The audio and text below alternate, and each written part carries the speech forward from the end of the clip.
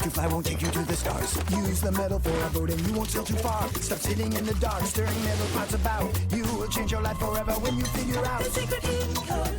PinCode. PinCode. PinCode. PinCode. PinCode. Science can be tricky, it can overheat your brain. Science can be hard to chew, each bite can be a pain. Stop sitting in the dark, stirring metal pots about. You will change your life forever when you figure out the secret PinCode. PinCode. PinCode. PinCode. PinCode. PinCode. The secret PinCode. PinCode. PinCode.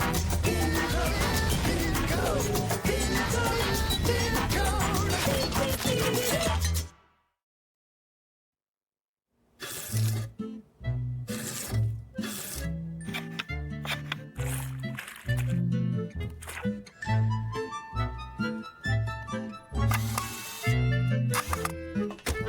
It's a beauty!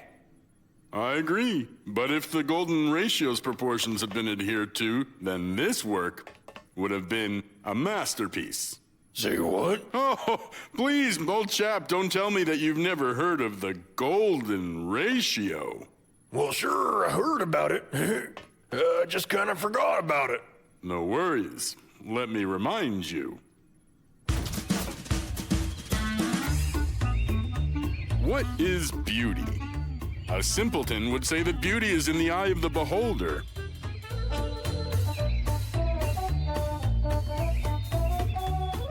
And he'd be wrong, because true beauty should please not just the eye, but the brain as well. After all, any kind of harmony can be verified mathematically. For example, some of the world's most beautiful buildings have a height approximately 1.5 times its lateral dimension. Or more specifically, 1.618 times. People long ago realized that the more details conform to this proportion, the more attractive the building would be.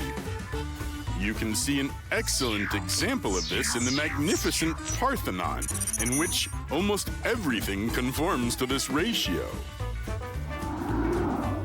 Incidentally, it was in honor of one of the Parthenon's architects, Phidias, that they named this number 5. Even if it's more frequently referred to as the golden ratio. Look here at how attractive this shelf becomes if we bring it into line with the golden ratio.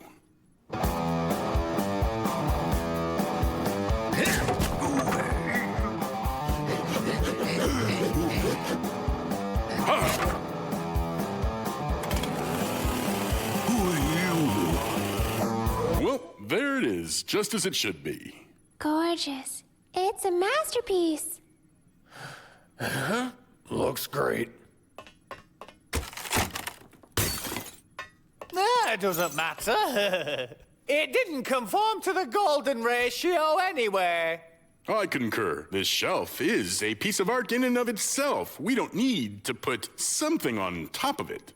But then, what the heck do you need it for? Barry, wait a sec! Does this ratio work for everything? And everything will look better? Naturally. Oh, how cool. Phenomenal. Help yourself.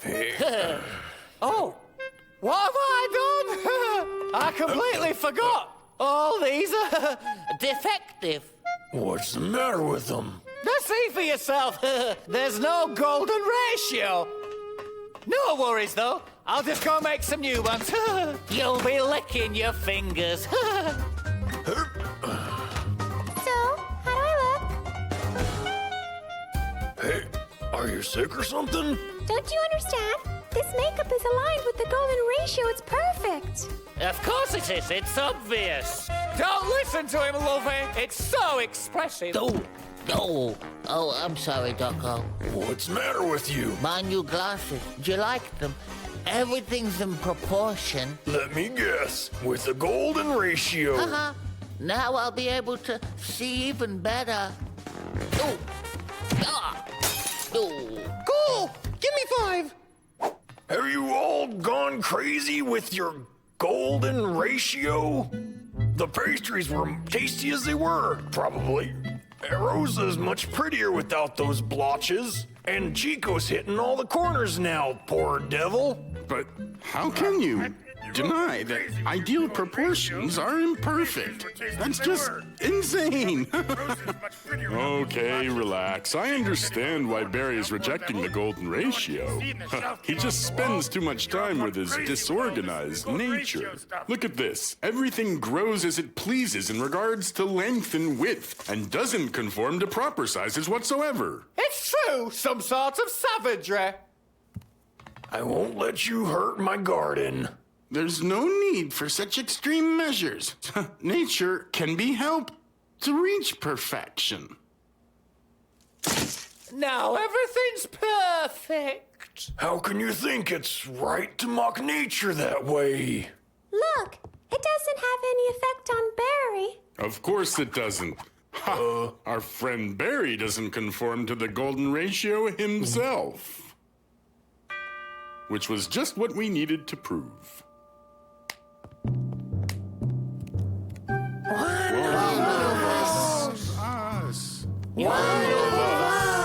You are now one of us.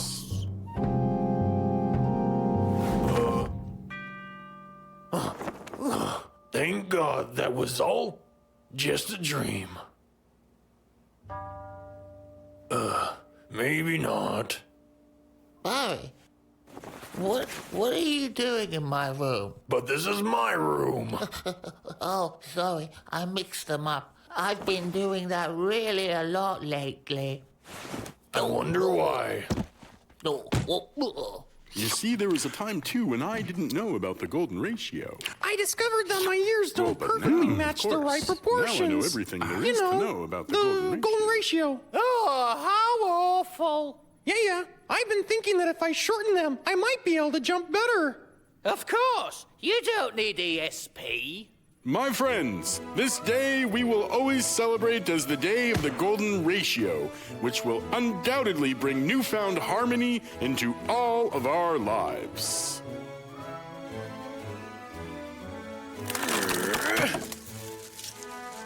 Oh, yuck. Furthermore, I've discovered that the entire universe was designed on the principle of the golden ratio. Now that's cool. The number of 5 surrounds us everywhere. It's easy to find an object with the golden ratio by its beauty and harmony.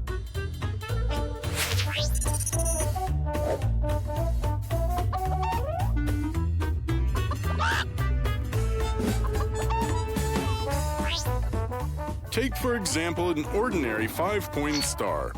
A beautiful symbol which delights both the eye and mind. But at the same time, the lengths of its sections correspond to each other as per phi, which explains its beauty. This standard of beauty appeared long before man and was chosen by nature. We can prove it by looking at one most interesting shape. Let's take a rectangle, the relation of whose sides is equal to phi. Then we create a square inside and draw a quarter circle arc inside it. From the remaining rectangle, we make another square and continue the quarter circle arc and so on until... Congratulations, we've just made a golden spiral. This spiral, in accordance with the golden ratio, can be found everywhere in nature. You can see it in the pearly nautilus mollusk's shell, or a sunflower, or in the eye of a hurricane. And hurricanes are nothing compared to entire spiral galaxies which conform to the golden ratio. My friends, that's how it came to be. That man and nature both selected an identical standard for beauty, the golden ratio. Okay, and now for the big surprise of this event. I have asked Daco to reprogram SphereJet so that it navigates along a flight path in accordance with the golden ratio. From here on in, our movement across space will merge us into perfection with the universe. Awesome! Bravo! That's cool. Daco, is everything ready? Definitely. All that's left is to press this button. 5, 4, 3, 2, 1. New trajectory coordinates have been calculated. The flight path has been changed.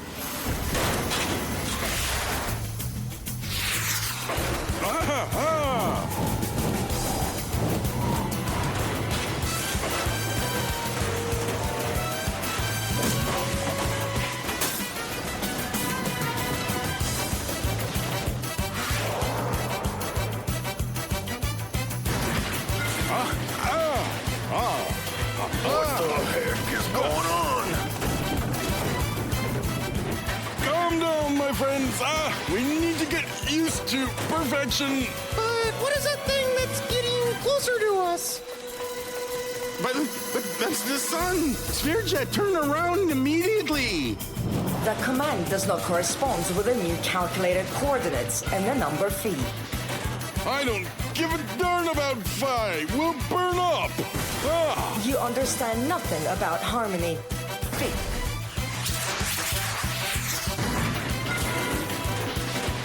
It's some kind of glitch in the program. I'll fix it right now. Give it to me.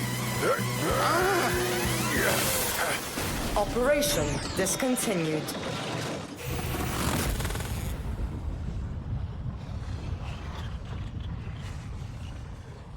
Come on and pull. 1, 2. There's only a few hundred miles left to Earth. 1, 2. Maybe if we make the ropes in accordance with the golden ratio, the process wouldn't take as long. Cut it out with your ratio already. We're already golden enough. The proper proportion is one of moderation. Golden words. Golden. And heave. 1, 2. Heave. Ho. Heave. Ho. Heave. Heave. Ho. One more time. Just one request. Don't touch the exhibits. This is a unique dinosaur egg which I found on an expedition in Tanzania. While the rest of the pieces in the exhibition allow us to accurately see how our world was in the time of the dinosaurs. But these are all fakes. Not fakes, just refabrications. Well, if truth be told, all the exhibits are replicas, all except the egg. But how do we know that that's all how it was? Anyone could make up all sorts of dragons. But paleontology does not fantasize, it examines. Our dear planet is roughly 4.5 billion years old. We can restore the last several thousand years of this cycle thanks to the science of history. According to various sources, from legends and chronicles to the first rock inscriptions, which are more than 40,000 years old. However, this is negligible compared to the rest of the life of the planet. What was before? In general terms, this question is answered by physics and astronomy. But these exact sciences, alas, are not able to tell us about the diversity of living organisms that existed for billions of years before the appearance of a rational man. And here, paleontology comes to our aid. The scientific study of prehistoric organisms. A picture of the ancient world can be traced through fossils and remains that have survived from ancient times to the present day. Thanks to these studies, we know that life appeared on Earth more than 3.5 billion years ago. During this time, the journey from tiny microorganisms to amazing giant dinosaurs that existed on the planet for nearly 200 million years has come and gone. I suggest we take a break and have some tea. Don't forget the cookies.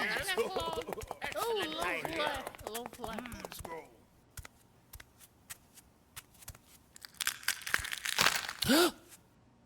Ah! Were you scared? Keep up, Prickles. The boss is back in town. Everybody's more relaxed here now, I bet, without any dinosaurs.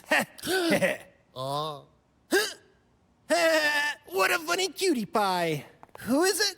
Well, I guess it's you. Stop joking around, Prickles. Where are my claws? And fangs? And where are my scales? I didn't take them. I said, don't touch anything. It wasn't me. It was him.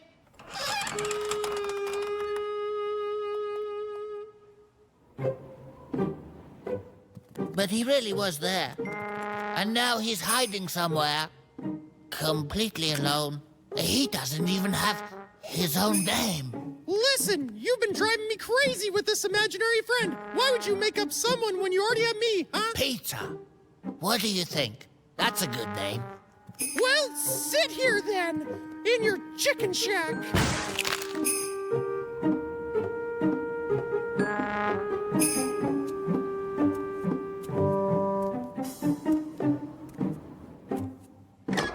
Doco? Doco? Righty. And what is this? I found you. But I was never lost. I thought of a name for you. Peter. Uh-huh, thanks. It just doesn't seem to suit a dinosaur. But you're not really a dinosaur. Get over it, Prickles. It's temporary. It's gotta be here somewhere. How to become what you want. But you were only born yesterday, and you already know how to read? We dinosaurs are not quite there yet, all right? Got it? I'm just looking at the pictures. Why would you want to be a dinosaur? You're fine as you are. And what do you know about it? You seen yourself in a mirror? I have, and I'm okay with it. Oh, don't lie. You've just accepted it. Being them would be cool. Could you at least come and meet the others? It's just that nobody believes me. Are you nuts? Like this? Wait till I become a dinosaur. Then they can look all they want.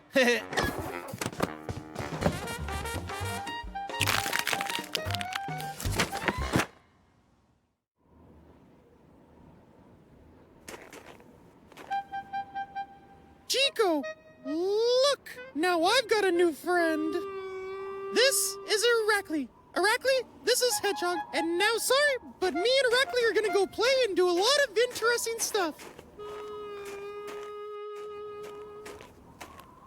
But why a chicken? How is some chicken better than a rabbit? I'd understand if it were a dinosaur, but a chicken? Well, if it makes you feel any better, we can say that it's almost the same thing. Paleontologists have to piece together a picture of the past through tiny details, bone fragments, fossils, and petrified fragments of plants. And only until recently, to get the picture, scientists had to be guided basically by their own imagination. But then, modern methods of study and analysis came to the aid of paleontology. It became possible to accurately determine the age of the samples, find remnants of organic matter in fossils, and even extract DNA fragments in ancient remains. Although previously, it had been believed that DNA cannot survive for more than 600 years.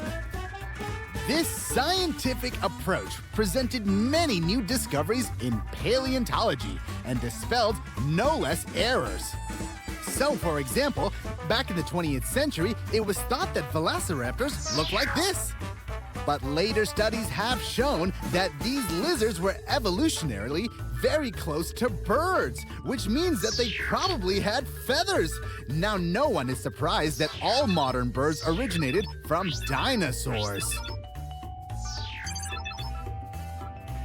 And the analysis of the genomes of various birds show that the least amount of chromosomal changes in relation to their ancestor was acquired by a chicken. She is actually the closest relative of the dinosaur. So Chico's imaginings are not a fantasy, it's a scientific fact. Daco, sorry, but I don't think you'd make much of a shrink.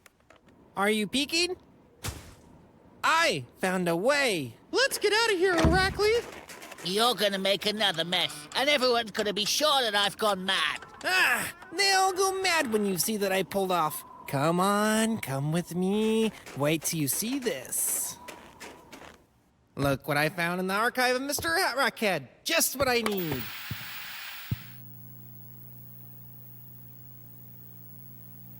I can become big and strong like that one-toed thing on the video, like a dinosaur. That requires complement experiments, and I doubt Doco would agree to it. What to do? Change the DNA of a carrot? Don't you dare. That was very dangerous. Oh, come on, don't exaggerate. Shall we split it? Just imagine, we'll be ginormous reptiles. We'll take over the world. I don't want to. It's stupid. I'm okay being a hedgehog, thank you very much. Whatever, Prickles, suit yourself. But if you change your mind, I'll be easy to find. I'll be the massive dinosaur.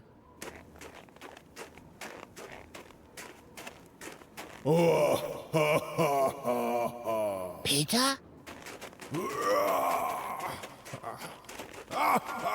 The chicken fried and chicken steamed. Peter? The chicken, Where are you?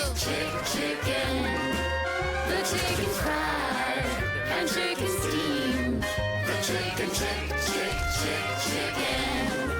Yes, I want to be the most important. Yes, I want to be the strangest too. Yes, I want to be the unsurpassed. And frankly speaking, I want to say I need a pot of semolina. I put on a coat with $50 to make it clear to Dad and Mother I will be caught. The dinosaurs are back. And chicken steamed. The chicken, chicken. Wow. The chicken fried. Go over there! And the chicken has a pretty NEC is now knee-high for me. Uh-oh. Oh, no. We didn't agree to that.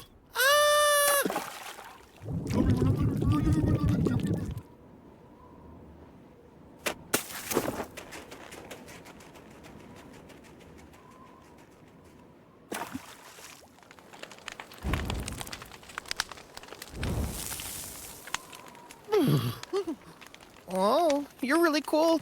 Something like a real dinosaur.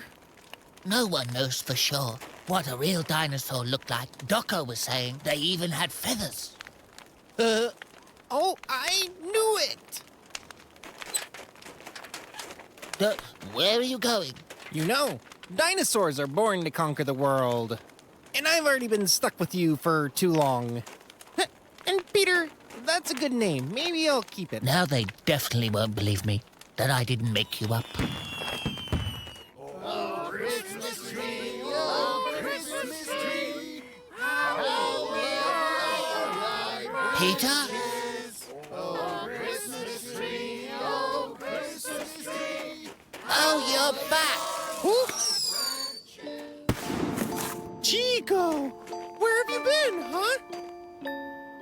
That's a nice costume. It's just nonsense. Just in case you wanted to hug your imaginary friend, but he was imaginary. And here I am.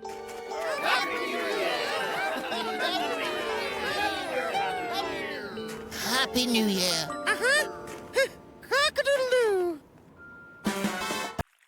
Sample 428, an amoeba from Jupiter, resistant to sulfuric acid and liquid nitrogen. Wow. You know, I never thought I'd ever have to say this, but discovering life on other planets hasn't been as exciting an experience as I had hoped. Hasn't been as exciting an experience as I'd hoped. People, check out our latest batch of extraterrestrial organisms. This is bacteria from Venus and microorganisms. Where should we put them? Anywhere you want.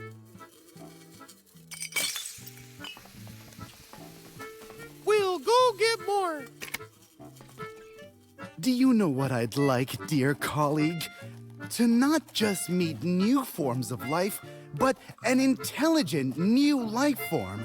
Imagine how wonderful that would be. Nein, I can't imagine. How could we show our research for the next couple of thousand light years if nothing intelligent in the universe is found? But what about parallel universes? Perhaps their development went a different way, and there were alternative forms of intelligence.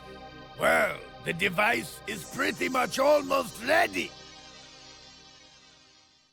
My friends, I'm delighted to announce that we can now travel between parallel universes. Pin, if you don't mind. Yeah. After much research, I found a way to shift through to parallel worlds, you see. This is PSW, a portable space warper I invented. The range is 3 meters. What a cool gadget! Now, let's conduct an experiment on moving through parallel space. Are you ready? Achtung! 9! Did the teleportation work? Difficult to say. That's wonderful. We will assume that the tests were successful. It's time to take a trip. Come on, everybody, come closer. Come on. Aye, it's a bad idea. Achtung!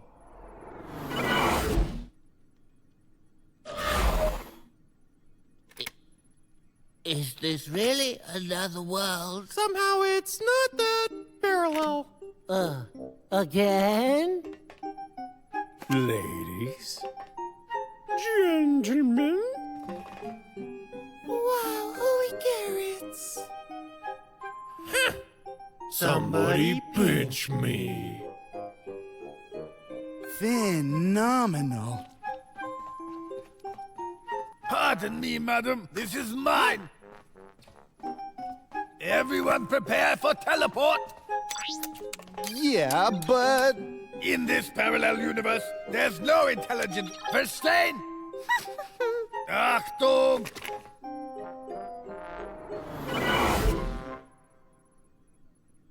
Sorry, what was that? It's just a normal group hallucination. Natürlich, Poltergeist.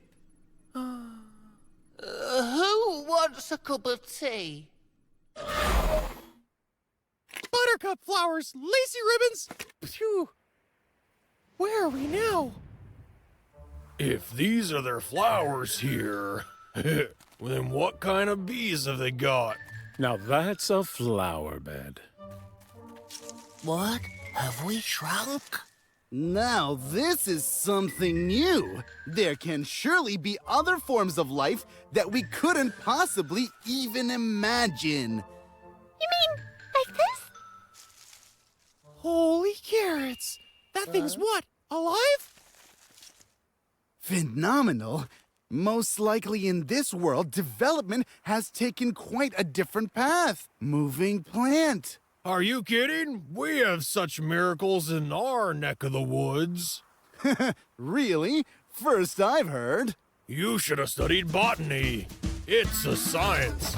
Botany isn't often underestimated as a science, but this is one of the most ancient sciences on Earth, just so you know. Our ancestors had to learn quickly to distinguish the poisonous plants from the edible ones. And that was the first form of botany. Scientists today have studied and cataloged almost 350,000 species of various plants. And this number only grows as new ones are discovered all the time. The study of plants opens our civilization to the amazing secrets of nature. This knowledge helps us in agriculture and medicine, in cooking and in industry. And all of this thanks to the most important of the sciences, botany. I thought botany was just the neato word for Chico. Buttercup, flowers, cacti, mushrooms. I'm afraid our knowledge of botany won't be very useful to us. Terrestrial plants are a lot different from these local specimens. Friend, we come in peace. for the sake of establishing contact with fellow intelligent life.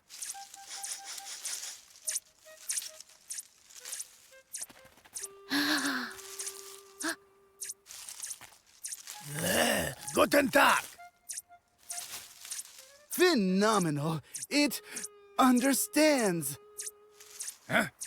Guten Tag. Nein, not allowed. Give it back. It's not a toy. Oh, Hey, you! give it Overgrown back. buttercup! Yeah, give it back! immediately. Hold on. It's just an attempt by the native to study our... Ugh. It's beating him! Oh, you little weed! Hey, stop! Stop. Come back here. Where are you going? Come back here. Hey, come back. Carefully. Where do you think you're Any going? kind of contact has to Give me be back. friendly. Bring it back. My friends, be more tolerant.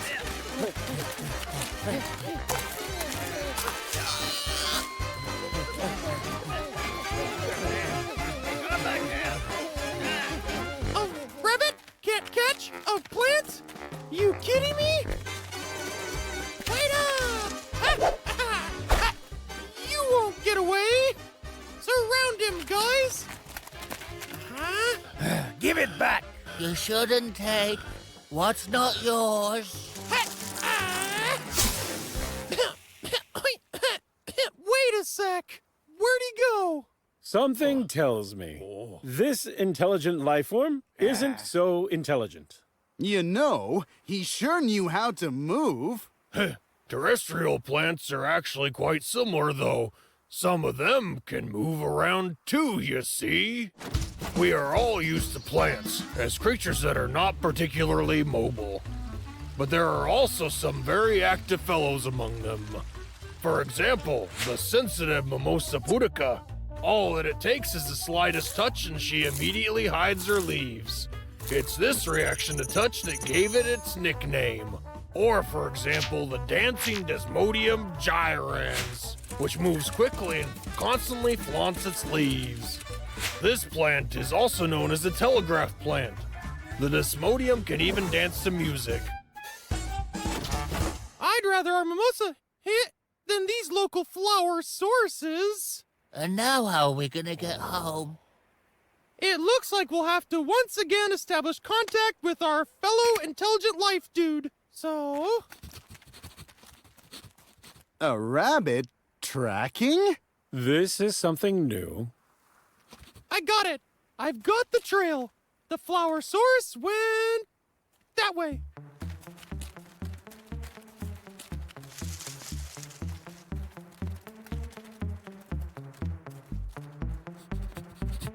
This way.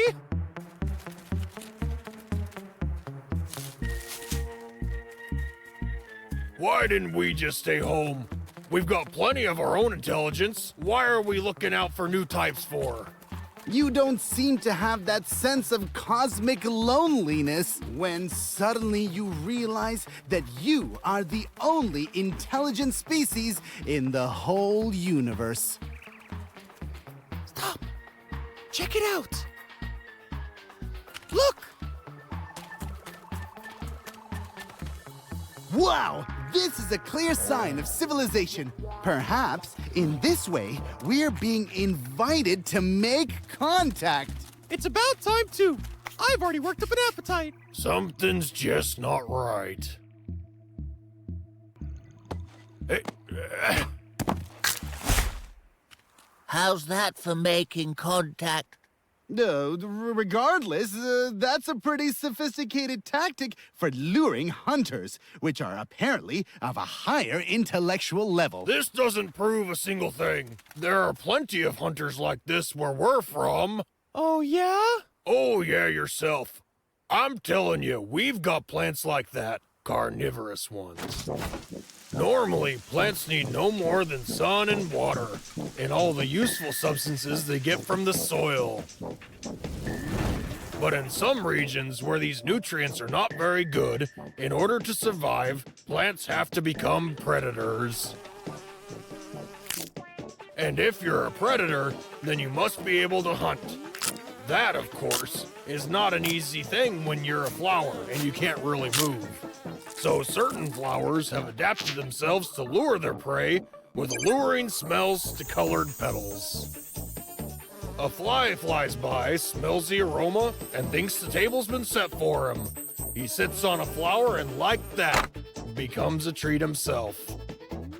The best known example of one of these plant predators is, of course, the Venus flytrap.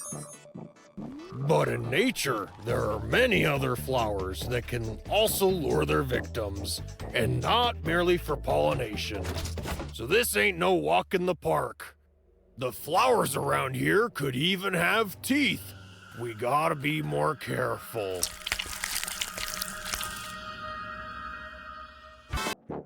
In search of other intelligent life forms, a detachment led by Donko was sent to explore parallel worlds. A world of living plants proves not so hospitable, with the friends finding themselves in search of a lost device needed to return home. In addition, what remains a mystery is, are the local inhabitants in fact intelligent, or is their behavior no different to most ordinary plants? The target is not located. How can you hear me? Over? I hear you perfectly. Let's keep looking. Over. We're just going around in circles. Don't you think we've lost the trail? Stay positive, Dako. This expedition was meant to find fellow intelligent life forms, and we're running after a flower that stole our equipment. I would never have seen this coming, and... Donko found a trail. It's this way. Excellent. Very good work. Hey, good job. Super.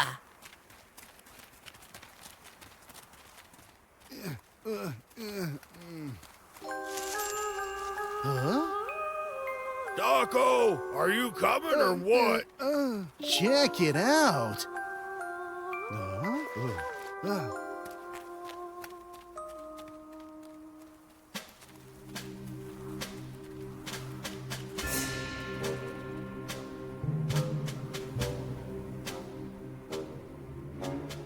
It's a good thing this flower's tracks glow in the dark, or we'd be here till morning. I doubt that. Better wait till morning. I can't feel my legs. Agreed. A little break wouldn't hurt, but only for a couple of minutes.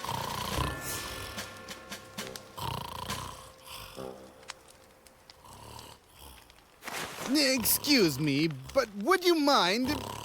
No.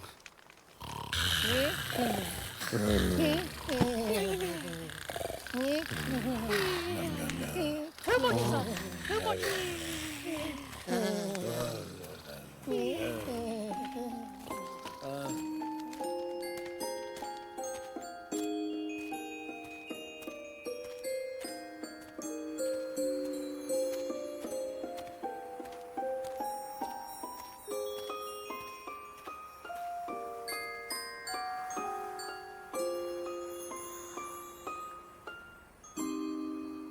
Huh?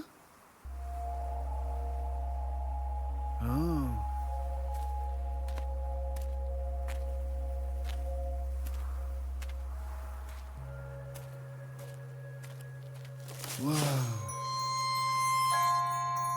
Whoa.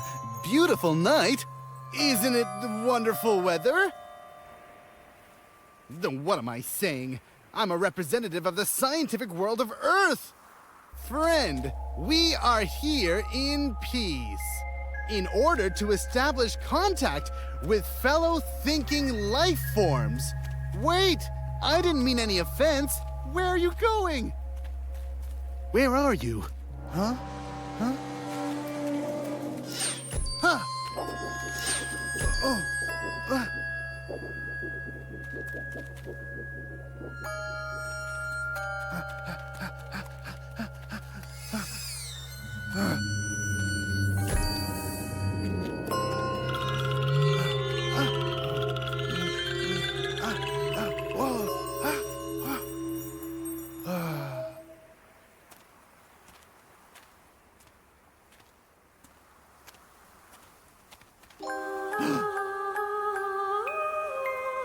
I'm asking you, don't disappear anymore. Let's just start over again, can we please?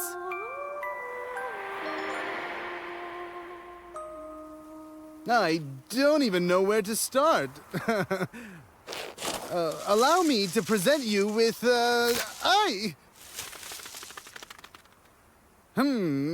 bad idea, I'll admit. I was hoping only on meeting fellow intelligent life forms. I didn't expect to find something more, something beautiful. I'm ready to stay in your world forever. Oh. Taco! Taco! Can you hear me? Enchantress. Taco!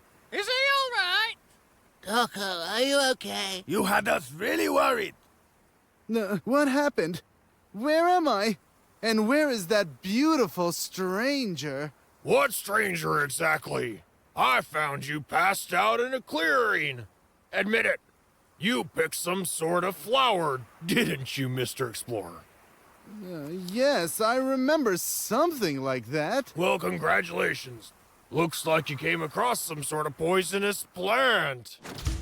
In the plant world, although there are some active ones, most of them are immobile creatures, and the scourge to all around them, the seemingly invisible. They have to defend themselves, and so Mother Nature awards them with fragrances. Their own smells protect them well against the pests, such as parsley, dill, thyme, sage, peppermint. Yes, the list is endless, actually. However, what's bad for an insect, to us is healthy and tasty. What nature has created for millions of years, like protection, turned out to be an excellent seasoning for us. But there are plants that can protect themselves not only from insects, but also from larger creatures. These can be dangerous even for humans. Datura, belladonna, billigolov, oleander, cerberus.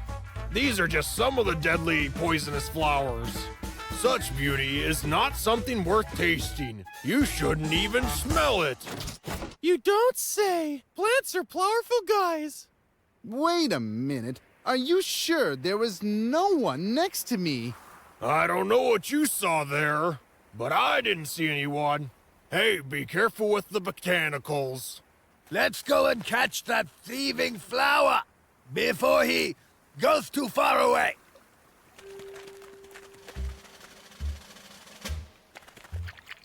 Here it is, cactus parasite. Hush, you'll scare it off. Let's get it on my command at the count of 3. 1, It's not for you to run after green-eyed strangers. 2, 3. Wait a sec. He's gone. Daco, what are you doing? Just a minute. I didn't tell any of you that she had green eyes. No? Didn't you mention it? Don't try and fool me. She was there, wasn't she? I didn't just imagine it. And she had eyes. Beautiful green eyes. Let's all just calm down a little bit. I'm not going to calm down. I must find her. And you can keep searching for that plant. You can even head back home without me. Holy carrots, Daco, a joke's a joke, but... We've got to stop him. He's already getting away. And you won't stop me. Wait up!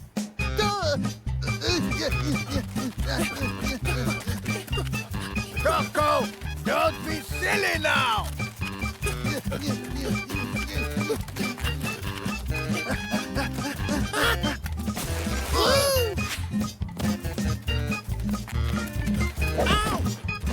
Daco, where are you going?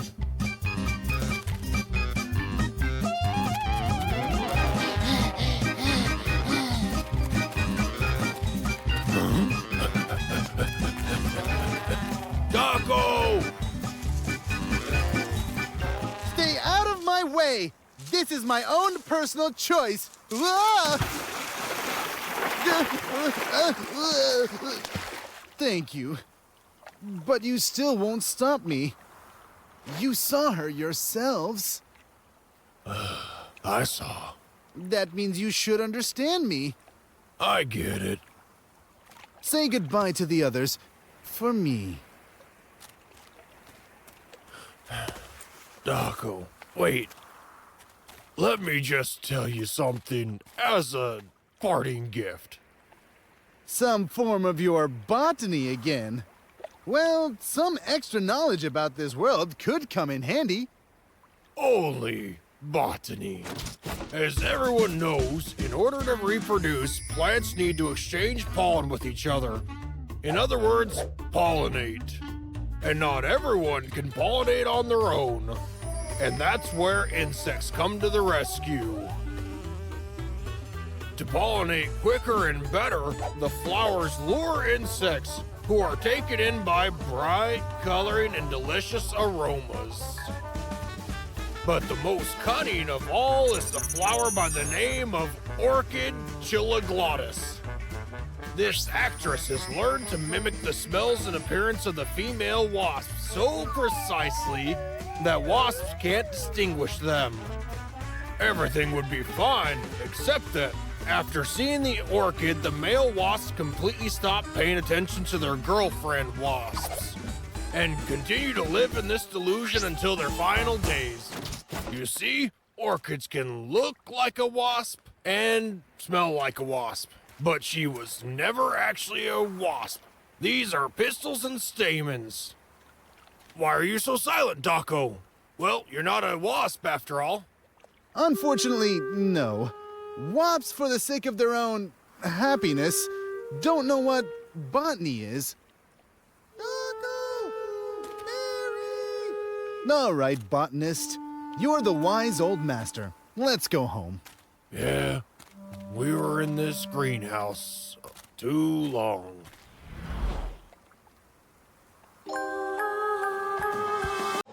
A detachment led by Daco ends up in a parallel universe inhabited by unusually developed plants.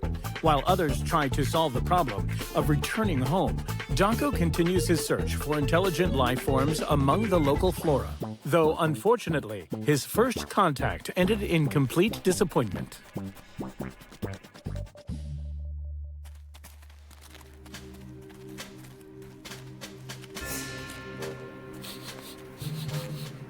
I reckon that floweroid's somewhere near. Wow, that's a great view!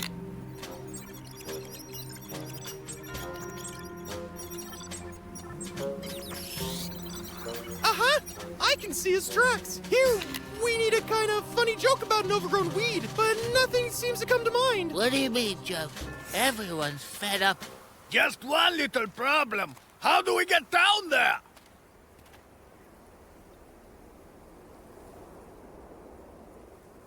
Ha! We'll find some sort of long climbing rope.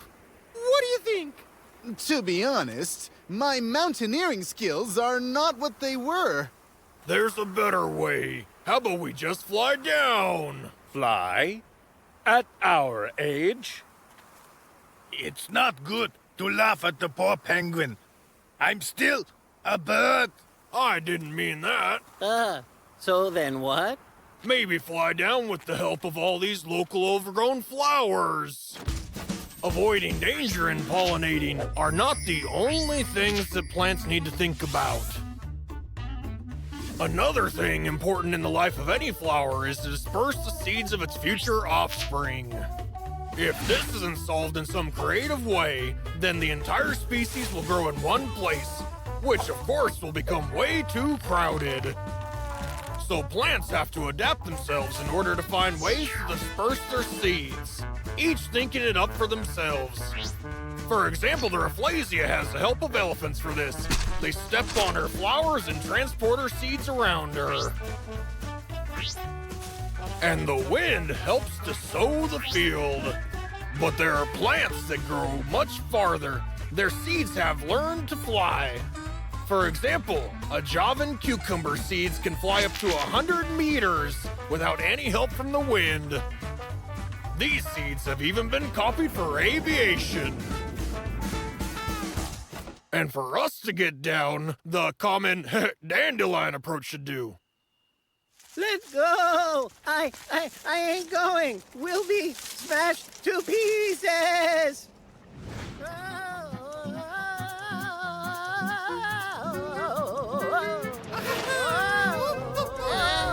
I'm flying! I'm making a turn! Let's remember our youth. So what was I thinking?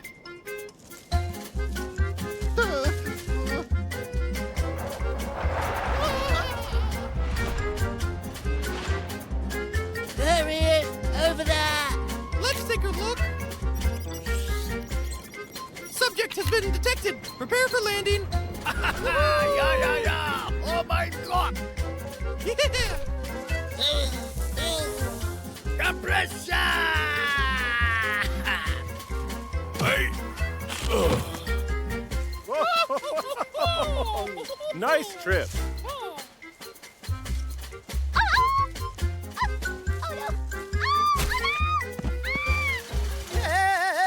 Help!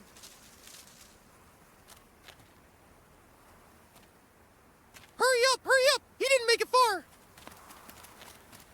I just keep thinking, is it at all possible to have intellect in plants? Or are all their actions simply functions to protect or, reproduce? Depends on how you look at it. Maybe they have reasoning, but only in their own way. Plants do not have eyes, nose, and ears. They cannot move without muscles, but despite this, we have much more in common with them than it would seem. So, they may not have eyes, but they feel the warmth and the sunlight. This is especially true of sunflowers. Speaking to plants may not work, but it doesn't stop them from communicating with smells. If one flower gets attacked by pests, it sends a special signal to its neighbor to warn them of the danger, and is then able to prepare, having summoned the necessary protective smell. Plants have other senses too. For example, they feel the position in space. Regardless of how you move the pot, the plant will still grow upwards. And as I have already said, plants also feel touch. And recent studies have shown that they may even have memory. They also say that plants react to sound, but this hasn't been scientifically proven. Although, I still like to chat with my vegetables. It makes them grow even bigger. There it is. Let's go and get that thing already. Now wait. If we've learned anything about the local flora, it is not to act hastily. Yeah. It seems this overgrown weed is waiting for something. You know what I'm thinking? If there are such flowers around here, then what kind of bugs do you think there are here?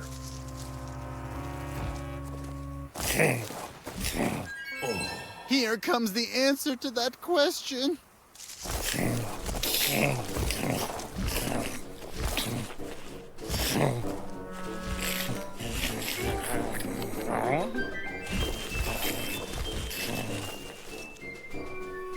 It looks like we'll have to save our thief. Otherwise, they'll just eat him together with our device.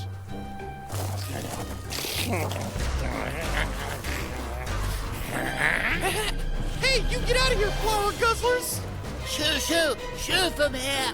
Get going, you ungrown butterflies! This is our don't flower! move That along, flower big alone. boys. Back off, it's not Or I'll yours. give you a piece of my mind. Stop this right now.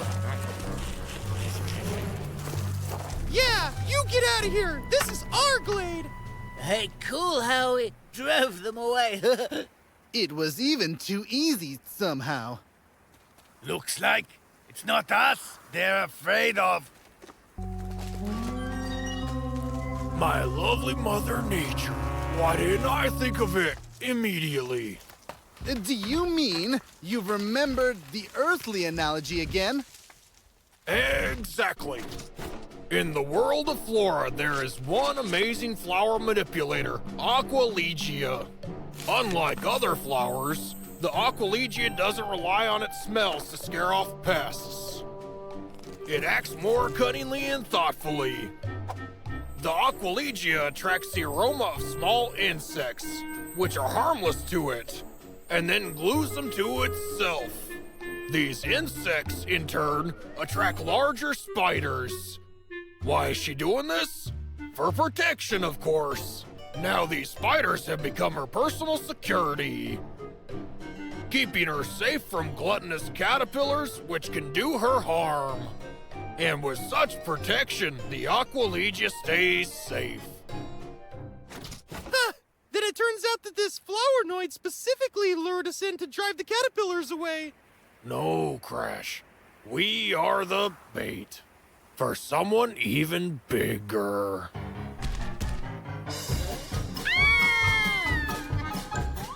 Save yourself! Save yourselves!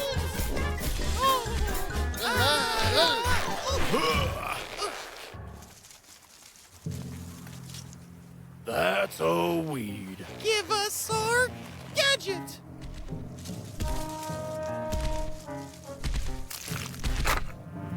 We really jumped into it. Kaput. No, only a miracle will save us. It's you! Listen. I don't know if you understand us or are just mimicking, but if you do, I beg you, don't allow your fellow intelligent life forms to be eaten! It's no use, Docko. It's unlikely that he'll understand us. I told you.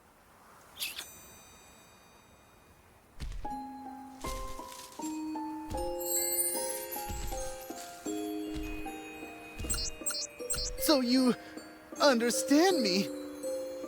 Forgive me for doubting. I could not imagine that you... Surprise!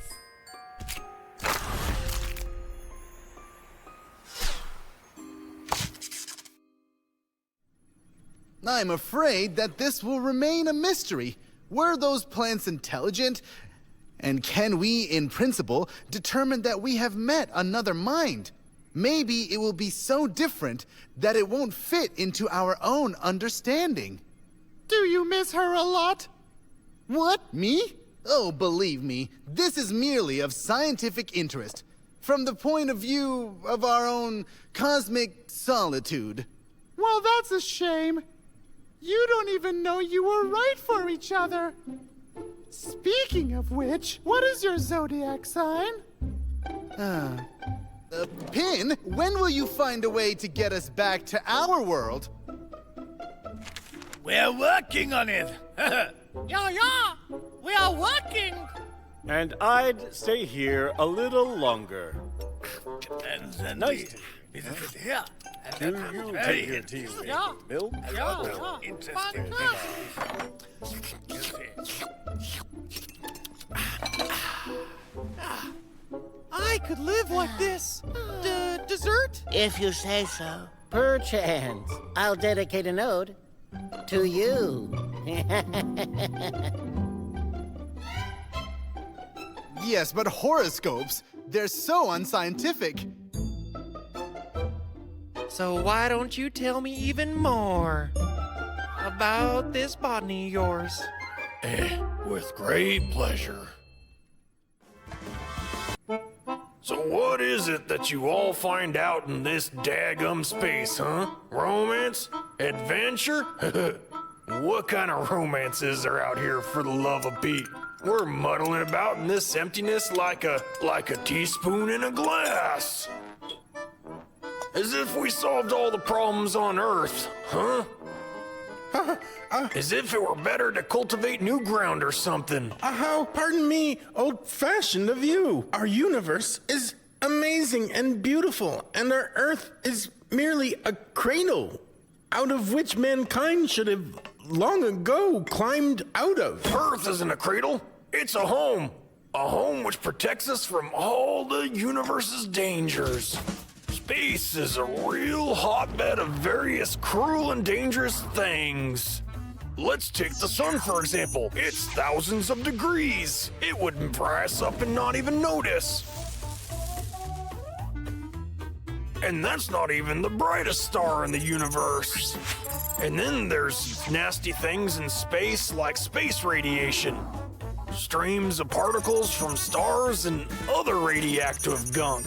We can't even see it, and it might be getting a lethal dose. I'm not even mentioning meteorites and comets darting around the universe here and there. But the Earth protects us from all these troubles with an atmosphere and a magnetic field. The atmosphere keeps the sun from frying us up, while keeping the warmth in so we don't freeze at night. Comets and meteorites can't even get to us because they burn up in our atmosphere like nothing doing. And the magnetic field protects us from space radiation.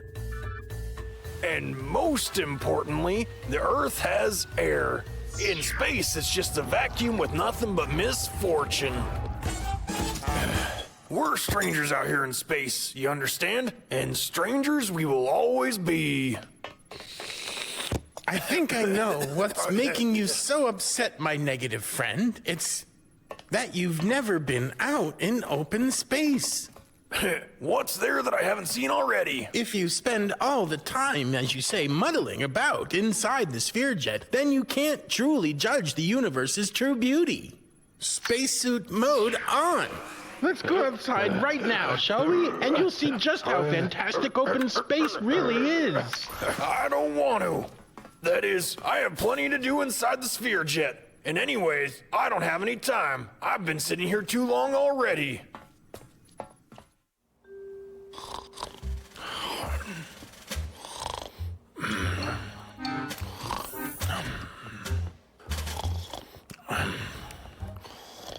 Spacesuit mode on.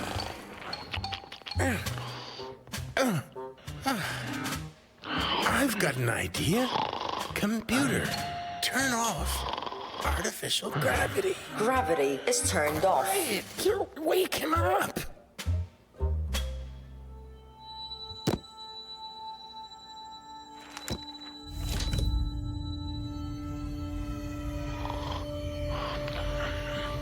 Wake up, my space-hating friend. Surprise! Now you can experience to your heart's content all this true beauty.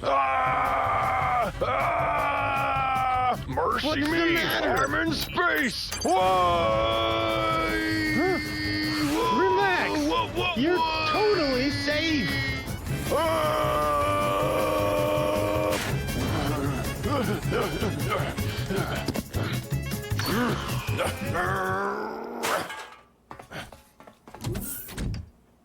I didn't know that you had a phobia about space. How come? Why didn't you tell me earlier? There's no reason to be ashamed of your fears. You should tell your friends about them, and it will be much easier. I, for example, have an irrational fear about speaking in foreign languages. Weird, no? You see, every night since we started conquering the universe here, I have the same dream every night. I'm in open space. All around are various stars and nebulae. And then something happens. Something like a short circuit. And then I understand that's it. Every night, the same thing. But that's just a dream. Space in reality is not really that harmful for organisms like us. One of the most common misconceptions about space is that it's really cold there, and that means an unprotected organism would instantaneously turn into ice. That's not true. In reality, space is made up of a vacuum, and vacuums are one of the best thermal insulators there are. It's for good reason they're used in thermoses. Therefore, it would take a long time for our bodies to cool down, and some simple athletic exercises would keep us from freezing altogether. There's a much higher possibility not of freezing, but of being overheated in some stars' radioactive rays. But if you're far enough away from them, then there's nothing to be scared of. Another myth about space is that it will inflate you from the inside due to internal pressure. But the difference in external pressure between the Earth's surface and open space is only 1 atmosphere, and that's not very much. An increase in pressure of 1 atmosphere is what a diver would feel descending to a depth of 10 meters. And our bodies could withstand that without any harm. The most important thing is to exhale to avoid unnecessary pressure on the lungs. Truthfully, in the absence of pressure, there are other dangers. As it happens, liquids boil faster than at lower pressures. Therefore, in a vacuum, it will boil almost instantly. And if liquids inside an organism are protected by our internal pressure, then external liquids will evaporate immediately. Therefore, the tongue in space will soon dry up. So, taking into account the lack of air, we could easily last in space at least a couple minutes. Of course, you'd lose consciousness after about 10 seconds, but the likelihood of survival is much higher than, for example, molten lava from a volcano. Get me back to Earth. I feel more comfortable in my cradle.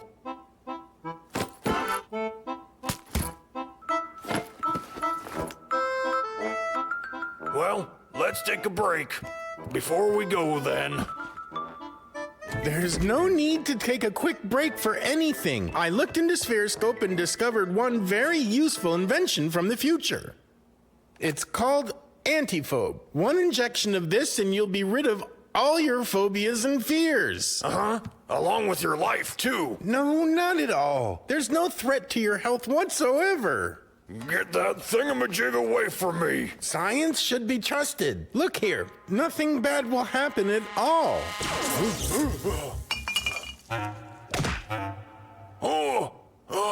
Daco. Are you okay? Parlez-vous français? Sprechen Sie Deutsch? Kazakh nie siedzi? Hola, mi llamo Daco. ¿Cómo estás? Daco, where are you going? Mon crayon est grand et jaune. Voulez-vous coucher avec moi ce soir? Hey, where are you going? Voglio pizza pepperoni. Добро пожаловать в Москву. Wait, will you please give it a Je ne rest? comprends pas, je vais bien. Ja, das ist fantastisch. Homo homini lupus est. Regime scaphandar. Kogi isayo opa Gangnam Style. Hey, quit fooling around. Por favor, hable más despacio. Yo no comprendo.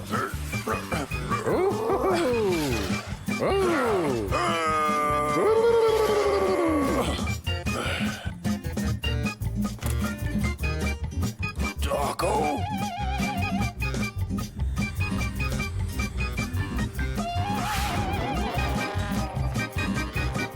Daco, over. Come back here immediately. Jerefe, quitos. Computer, bring him back immediately. Incorrect request. Spherejet is not equipped with external tools. Non parlo molto bene italiano. Ripeta, per favore, arrivederci. And where did you go, you linguistic disaster? Surprise! Attention. Danger. Spacesuit is depressurizing. Return to ship immediately. Attention. Daco!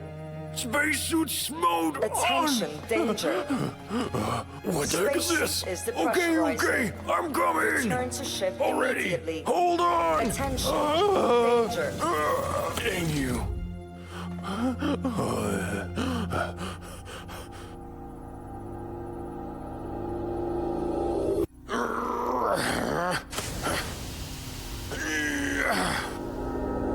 So, taking into account the lack of air, we could easily last in space at least a couple minutes. Of course, you'd lose consciousness after about 10 seconds, but the likelihood of survival is much higher than, for example, molten lava from a volcano.